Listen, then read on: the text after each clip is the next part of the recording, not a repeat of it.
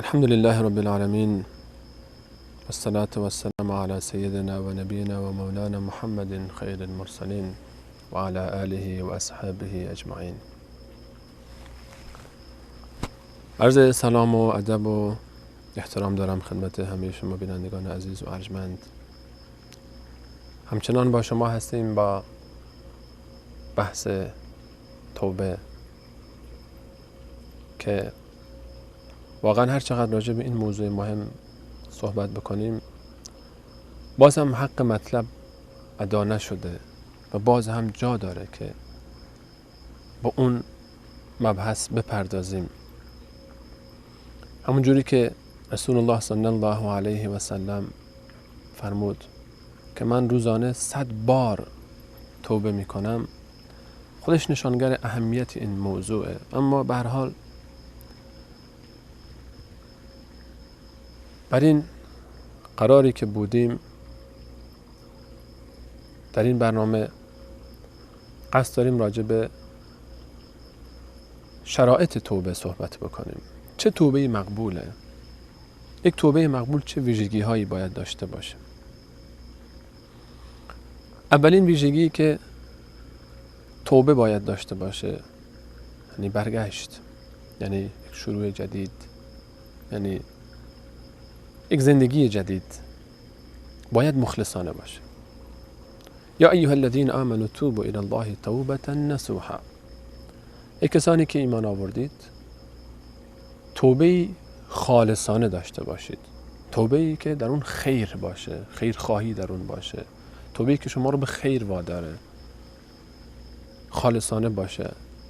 نصح از کلمه نصیحت گرفته میشه. نصیحت بر پند خالصانه و مخلصانه گفته میشه، به هر چیزی که از روی اخلاص انجام میشه. اولین شرط توبه پس اخلاص. راجع به این موضوع باید به تفصیل بیشتری صحبت بکنیم. بحث اخلاص انشاءالله در حلقات، در برنامه‌های بعدی راجع به اخلاص به تفصیل صحبت خواهیم کرد انشاءالله. اما اخلاص یعنی خالص کردن عمل به خاطر الله، فقط به خاطر الله باشه. اگر کسی از گناهی دست میکشه به خاطر الله دست بکشه، نه به خاطر دور و بریاش. اگر خدایی نکرده انسان چشمش به تصاویری میافته، به فیلم هایی میافته که هر انسان عابد زاهدی رو به یک فاجر فاسق تبدیل میکنه، به خاطر ترس از اطلاع اطرافیان توبه نکنه، دست نکشه از این کار. نه که دست نکشه که تشویق کنیم این کار رو نکنه، نه. شرایط توبه خالصانه رو داریم مطرح میکنیم. توبه خالصانه است که به خاطر الله دست کشیده، نه به خاطر ترس از اطلاع اطرافیانش که شاید یک روزی بیان خبر بشن این اتاق شاید درش باز باشه، شاید دوربین های گوش و کنار هست که ما نمیبینیم. کاش میدانستیم که در خلوت های ما هم الله شاهد بر ماجرای ماست. الم یعلم بان الله یرا. و انسان در خلوت ترین مکانهای خودش نمیدونه که الله نظاره‌گره. اگر ما احساس بکنیم یک دوربینی همیشه بالای سر ماست، گوشی اتاق ما، کنج اتاق ما گذاشتن، با اون دوربین داره ضبط میکنه و جای دیگه میبینن، شاید بسیار از این کارهایی رو که الان انجام میدیم انجام ندیم. در حقیقت هم غیر از این نیست. دوربینی هست گرچه ما نمیبینیم. الله ما رو میبینه گرچه ما او رو نمیبینیم. فرشتگان الله ما رو میبینن گرچه ما اونها رو نمیبینیم. اما هرچی انجام میدیم ضبط و ثبت میشه. و روز قیامت فمن یعمل مثقال ذره خیرا یره و من یعمل مثقال ذره شرا یره. هر کسی ذره کار نیک انجام بده خواهد دید. هر کسی ذره کار بد انجام بده خواهد دید. اخلاص اولین شرط توبه است. فقط به خاطر الله. من تصمیم گرفتم رابطه خودم رو با الله خودم، با محبوب خودم، با عزیزترین ذاتی که در عالم برای من وجود داره اصلاح بکنم. من میخوام عاشق الله باشم. من میخوام محبوب الله باشم. من میخوام دوستی انتخاب بکنم که از بین نره. من میخوام دوستی انتخاب بکنم که نمیره. من میخوام دوستی انتخاب بکنم که ضعف نداشته باشه، دوستی انتخاب بکنم که زیباترینه، دوستی انتخاب بکنم که عالمترینه، دوستی انتخاب بکنم که با کمالات ترینه، دوستی انتخاب بکنم که با قدرت ترینه، دوستی داشته باشم که تمام عالم مال اونه. این دوستی خودم ببالم، این دوستی خودم افتخار بکنم. میخوام برگردم، میخوام پاک باشم، میخوام دوست داشتنی باشم، میخوام الله منو دوست داشته باشه، به جبرئیلش بگه منو دوست داشته باش، جبرئیل بین اهل آسمان ندا بده که این رو دوست داشته باشید که الله دوستش داره، و بعد بیان اهل زمین هم دوست داشتنی باشم. همون چیزی که رسول الله صلی الله علیه و سلم روایت فرمود، بنا به روایت بخاری. من میخوام خودم باشم، من میخوام از زندگیم لذت ببرم. لذت معناش شهوت نیست، لذت معناش هر کاری رو دوست داریم انجام بدیم این نیست، نه. لذت در زندگی اینه که شما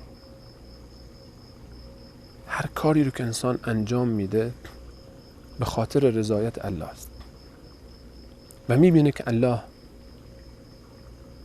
و میدونه که الله ناظر بر این کار و مطمئنه که الله میبینه و لذت میبره از این که الله میبینه.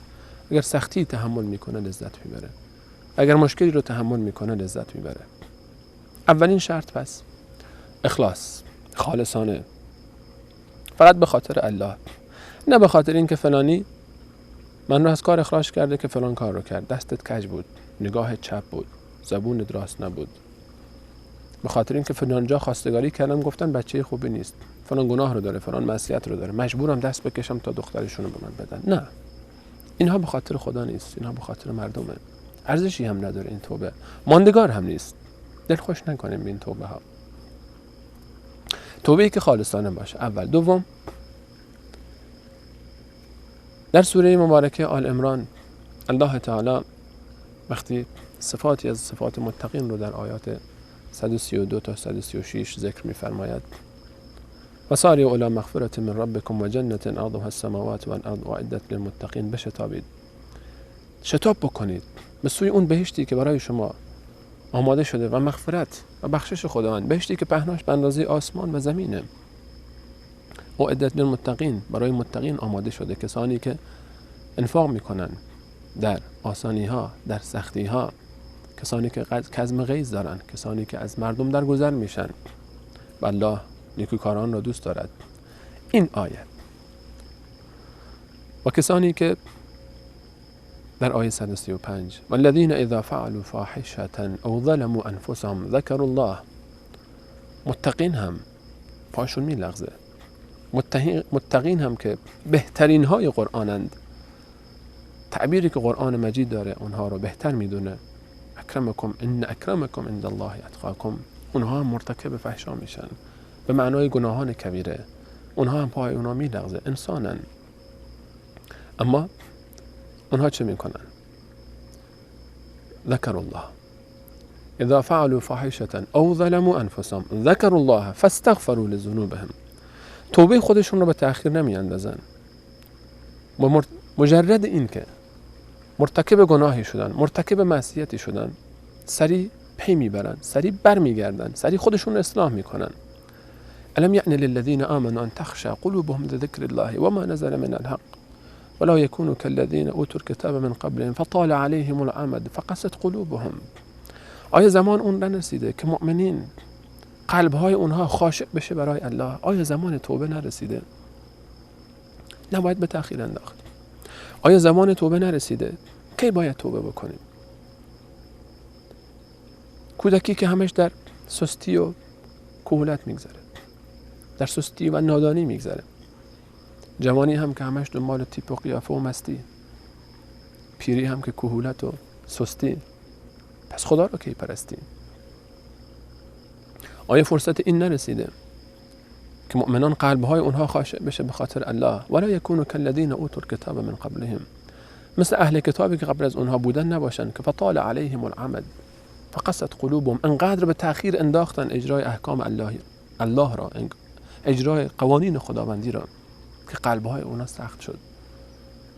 تأخیر در توبه قلب انسان رو سخت میکنه، باعث میشه این لکه سیاه روز به روز جای بیشتری رو باز بکنه، بوی تعفنش بیشتر اذیت میکنه انسان رو، بیشتر آزار میده و چه بسا که شامه انسان رو از کار میاندازه. دیگه انسان عادت میکنه بهش، دیگه حساسیت هم نشون نمیده نسبت به اون.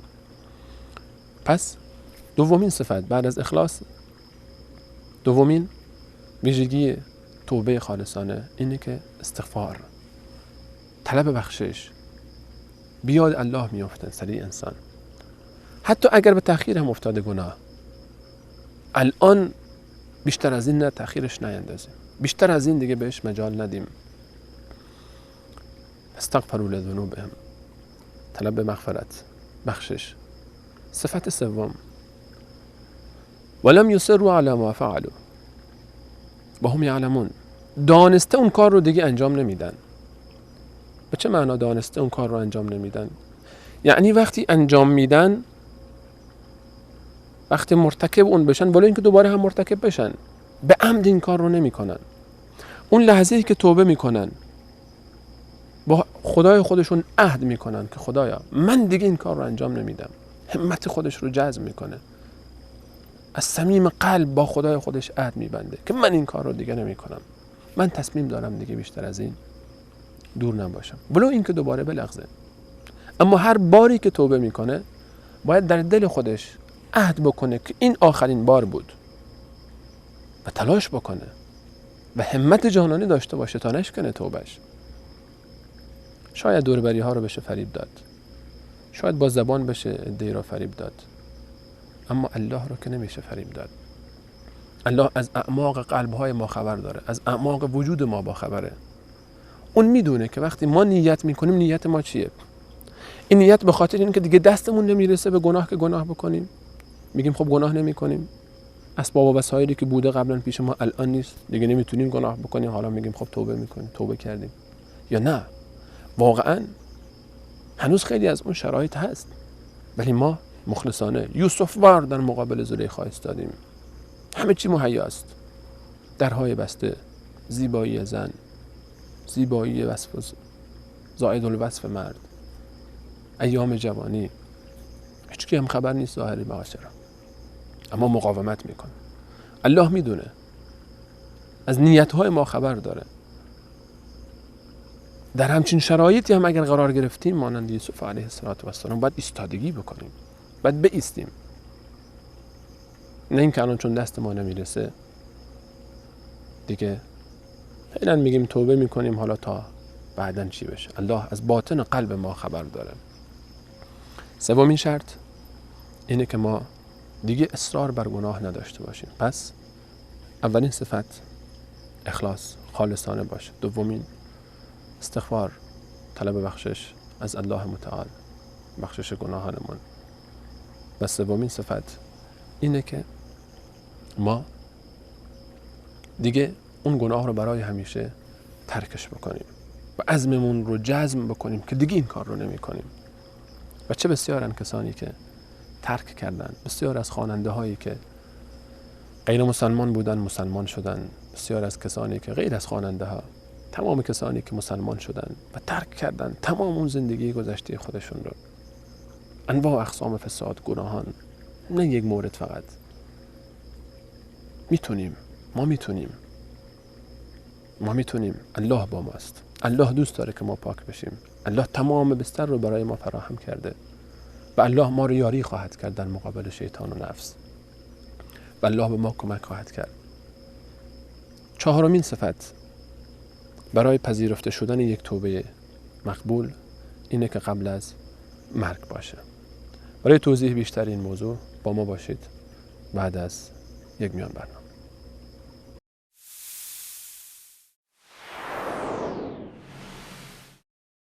با عرض سلام مجدد خدمت شما عزیزان و خوبان. چهارمین صفتی که درباره توبه مقبول، توبه خالصانه، توبه‌ای که مورد قبول الله تعالی ذکر کردیم این بود که قبل از مرگ باشه. الله تعالی در آیه 17 سوره مبارکه نساء می‌فرماید توبه از آن کسانی است که وقتی گناهی رو انجام میدن و مرتکب گناهی میشن سریعا توبه میکنن. فاولئک یتوب الله علیهم و کان الله علیما حکیما. اونها کسانی هستند که توبه اونها رو الله میپذیره و الله آگاه است و حکمت ها را میداند. وليست التوبة للذين يعملون السيئات حتى اذا حضر احدهم الموت. توبه برای کسانی که انقدر به تأخیر می اندازن توبه رو تا اینکه لحظه مرگشون فرا میرسه و میمیرن، فرشته مرگ رو با چشم ملک الموت رو میبینن. قال انی تبت الان. اون موقع که همه چی براشون واضح و آشکار میشه، تمام چیزهایی رو که شک و تردید داشتن با چشم سر میبینن، یقین کامل پیدا میکنن برای حساب و کتاب قیامت، یقین کامل پیدا میکنن برای زندگی بعد از مرگ. اونها توبه اونها قبول نیست.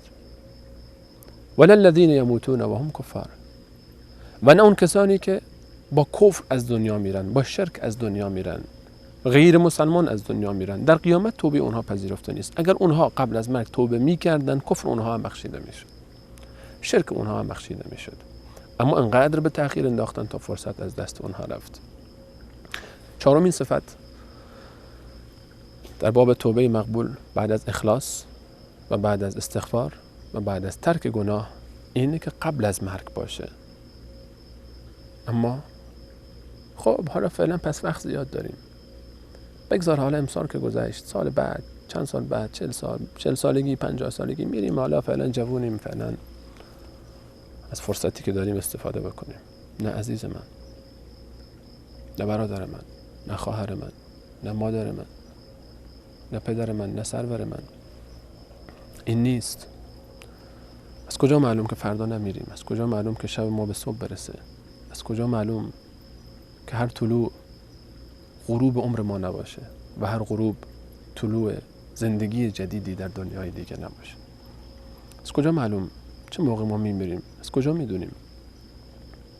به خاطر این باید توبه رو به تأخیر نینداخت. به خاطر اینه که ما نباید گناهانی رو که قبلا کردیم بیشتر از این مجال بدیم که طولانی بشه این فرصت. پس چهارمین صفتی که ما باید مد نظر ما باشه و بسیار مهمه در باب توبه اینه که توبه خودمون رو به تأخیر نیندازیم و این توبه قبل از مرگ باشه. اما یک صفت دیگه هم بعضی توبه ها باید داشته باشه. توبه هایی که در اون توبه هایی که به خاطر گناهی بوده که اون گناه حقی از انسانی در اون نادیده گرفته شده، حقی ضایع شده. این حق میتونه مالی باشه که پیش ماست، یا خدای نکرده به زور گرفته شده، یا اینکه امانتی بوده به هر حال ندادیم، یا اینکه اون شخص رفته از دنیا به هر حال مالش پیش ما مونده و حیف و میل شده. این باید به صاحبانش برگردانده بشه. یا غیبت کردیم، تهمت زدیم، سخنچینی کردیم، بدگویی کردیم، بر ضد کسی جایی رفتیم، تخریبش کردیم، شخصیتش رو از بین بردیم، خورد کردیم شخصیتش رو. این حقش کردن ما هست. اینها رو باید ازش اگر زنده است معافیت بطلبیم، بریم حلالیت بطلبیم، اگر مالی هست بریم بدیم، اگر نداریم بریم راضیش بکنیم. اگر طرف زنده نیست یا زنده است، ما رومون نمیشه بریم بهش بگیم غیبت کردیم، تهمت زدیم، بدبینی کردیم، فلان جا ما بودیم که پشت سرت حرف زده بودیم، فلان جا که کارت به هم خورد ما رفتیم سخنچینی کردیم. رومون نمیشه، شرممون میاد. دعا بکنیم براش، اینقدر براش دعا بکنیم، در حقش دعا بکنیم تا این دل ما تشفی پیدا بکنه که حقش ادا شد. یا اگر شخصی از دنیا رفته و حقوقش برگردن ما هست، این حقوق رو به وارثینش بدیم. اگر وارثینش رو نیافتیم به دوستان و احبابش، کسانی که به نزدیکانش میرسونن، به اونها برسونیم. اگر به هیچ کدوم از اینها نرسوندیم، حداقل به نیت اون شخص براش صدقه بدیم، در کارهای خیر استفاده بکنیم.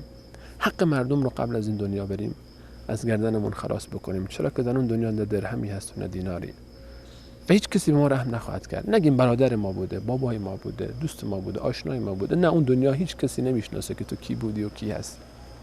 برادر به خاطر نجات خودش برادر خودش رو حاضر گرو بگذاره، مادر حاضر فرزند خودش رو گرو بگذاره. این مورد رو هم باید مد نظر داشته باشیم که اگر حقی از کسی گردن ما هست، این رو هم باید حتما ادا بکنیم تا توبه ما کامل شده باشه و این توبه انجام بپذیره. اما در راه استقامت در توبه یا حتی خود انجام توبه هم، توبه های ما باید مستمر باشه. نه که یک دفعه توبه بکنیم، ما یک هفته پیش توبه کردیم، خب بس فعلا هر ماه، اون یک ماه پیش توبه کردیم. نه، هر روز باید توبه بکنیم، همونجوری که رسول الله صلی الله علیه و سلم برای ما تعلیم دادن. حضرت صلی الله علیه و سلم در یک روز 100 بار توبه میکردن. اون چیزهایی که به ما بیشتر کمک میکنه تا توبه های ما ماندگارتر باشه و نشکنه به سادگی، شناخت گردنه هایی است که سر راه ماست. این گردنه ها، اولین گردنه شیطانه. ان الشیطان لکم عدو فاتخذوه عدوا. شیطان دشمن شماست. فاتخذوه عدوا، اون رو دشمن بپندارید، دشمن بگیریدش. کمی در این آیه باید تقاضای من از شما عزیزان این هست که بر خودم و بعد شما عزیزان راجع به این آیه فکر بکنیم بیشتر. یعنی چی شیطان دشمن شماست؟ دید ما نسبت به یک دشمن چطوره؟ دیدگاه ما نسبت به کسانی که اونها رو دشمن میدونیم چگونه است؟ از رفتار اونها، از برخورد اونها، از حرفهای اونها، از خواسته های اونها بیزاریم، از خودشون بیزاریم. کاری رو بخوان انجام نمیدیم، کاری رو، حتی جای راهی رو که برن نمیریم، لباسی رو که پوشن شاید نپوشیم. ما باید معامله ما با شیطان این گونه باشه. ما باید این گونه باش برخورد بکنیم و در راه این مبارزه از الله تعالی کمک بطلبیم. از الله تعالی بخوایم که ما رو کمک بکنه. و اما ینزغنک من الشیطان نزغ فاستعذ بالله. هر وقت از جانب شیطان وسوسه‌ای به تو رسید، پناه ببر به الله. پناه بردن به الله. خواندن سوره قل اعوذ برب الفلق، قل اعوذ برب الناس، قل هو الله احد، اینها ما رو در راه استقامت در مقابل شیطان کمک میکنه. خواندن آیت الکرسی بنا روایتی که امام بخاری از رسول الله صلی الله علیه و سلم نقل فرمودن به ما کمک میکنه. وقتی در اول شب خونده بشه تا ابتدای صبح، شیطان به انسان دست نخواهد یافت و اگر صبح خونده بشه تا شب، شر شیطان از سر انسان خلاص میشه. آیه 255 سوره مبارکه بقره. و بنا روایتی که امام مسلم نقل فرمودن از رسول الله صلی الله علیه و سلم، خواندن سوره بقره به انسان خیلی کمک میکنه در راه مقاومت با شیطان، چرا که حضرت صلی الله علیه و سلم فرمود شیطان از خانه‌ای که بقره در اون خونده بشه فرار میکنه. و غیر از این موارد، ما خواندن 2 آیه آخر سوره مبارکه بقره هم بسیار به ما کمک خواهد کرد. بنا به روایتی که بخاری و مسلم با هم نقل کردن که وقتی اون خونده بشه در شبی، حضرت صلی الله علیه و سلم فرمود اون برای تو کافی هست. مسئله دومی که در این راه باید مد نظر داشته باشیم، هوای نفس ماست، خواسته های درونی ماست. شیطان و دشمن درونی که همیشه همراه ماست، که این مورد رو با اخلاص، چون بعضی وقتا شاید ریاکاری، بغض، کینه، تکبر، این مریضی های درونی در وجود ما بیاد، که توبه یک بخشش هم همین بود که اشاره کردیم در ابتدای بحث، که رجوع از هر اون چیزی که در ظاهر و باطن الله دوست نداره. نه تنها ظاهر ما، بلکه باطن، بیماری های باطنی بسیار خطرناکتر از بیماری های ظاهری هستند که این رو هم ان شاء الله در جلسات آینده به تفسیر بیشتری دربارش خواهیم پرداخت. پس راه مبارزه با هوا و هوس نفس ما، اخلاص و اتباع از سنت های صحیح رسول الله صلی الله علیه و سلم. مسئله بعدی، سومین موردی که در راه توبه باید مد نظر قرار بگیره برای استقامت بیشتر، بحث شناخت واقعیت دنیا است. که دنیا، اعلموا انما الحیاة الدنیا لعب و لهو و زینة و تفاخر بینکم و تکاثر فی الاموال والاولاد كمثل غیث اعجب الكفار نباته ثم یهیج فتراه مصفرا ثم یکون حطاما و فی الآخرة عذاب شدید و مغفرة من الله و ما الحیاة الدنیا الا متاع الغرور. چه زیبا در سوره حدید الله تعالی دنیا رو توصیف میکنه برای ما. دنیا ابتداش در دوران کودکی بازیچه است، بازی و لهو و لعب، و بعدش زینت و تفاخر و فرق فروشی، و بعد از اون افزایش در مال و فرزند در دوران میانسالی، و بعد از اون هم مانند یک مزرعه‌ای که مالش، که اون بوتهش رشد میکنه، که کشاورزان در تعجبند و بعد زرد میشه، خشک میشه و باد میبره، و دنیا جز متاع غروری بیش نیست و پرهیز از همنشین بد که یار بد بدتر بود از مار بد. مار بد تنها بر جان زند، یار بد بر جان و بر ایمان زند. این موارد رو عزیزان باید ما هم مد نظر داشته باشیم. آخرین مورد فواید توبه به صورت اختصار در آخر وقت. توبه باعث میشه که در دنیا فقلت استغفروا ربکم انه کان غفارا یرسل السماء علیکم مدرارا و یزدکم باموال و بنین. توبه باعث میشه، استغفار باعث میشه که مداوم از آسمان باران بباره برای ما، مشکل خشکسالی برطرف میشه. و عزیزانی که صاحب فرزند نیستند و فرزند ندارند، این مشکل با استغفار و توبه یقینا طبق این آیات سوره مبارکه نوح برطرف خواهد شد. یمددکم به اموال و بنین، فرزند به شما میده، مال به شما میده. مال انسان را توبه زیاد میکنه. و یجعل لکم جنات و یجعل لکم انهارا، خداوند برای شما باغهایی قرار میده و نهرهایی در اون جاری. امیدوارم الله تعالی به من و شما توفیق توبه خالصانه عطا بفرماید. و آخر دعوانا ان الحمد لله رب العالمین.